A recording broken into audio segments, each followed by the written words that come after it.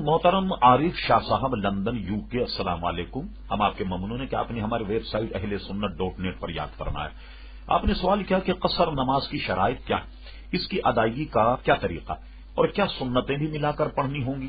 جی عارف شاہ صاحب، دیکھیے قصر نماز کا حکم جب لگایا جائے گا جب آدمی 57 میل سے کچھ اوپر کے فاصلے پر سفر کر رہا، یعنی 57 میل سے مراد ہے ہماری پرانا میل، اور اس کو اگر ہم جہاں ظاہر ہے کہ لندن میں جہاں سے آپ نے سوال کیا ہے وہ پرانا میل ہی وہاں مراد ہے جو 1700 گز کا ہوتا ہے، اس سے کلومیٹر نہیں مراد۔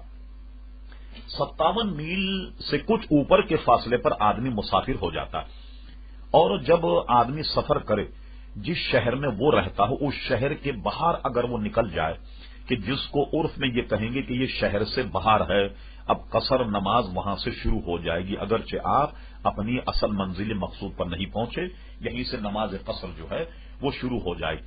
اپنی منزل مقصود پر پہنچنے کے بعد اگر آپ نے وہاں 14 دن یا 14.5 دن ٹھہرنے کی نیت کی، ابھی بھی آپ نماز قصر ہی ادا کریں۔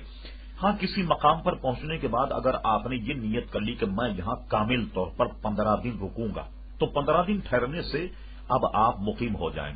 پھر جب اپنے شہر آپ سفر کریں گے تو اپنے شہر آنے تک پھر بھی آپ مسافر ہی رہیں۔ یہ یاد رہے کہ اگر مسافر کسی مقامی امام کے پیچھے نماز پڑھے تو مسافر کو پوری نماز پڑھنی پڑیں گی۔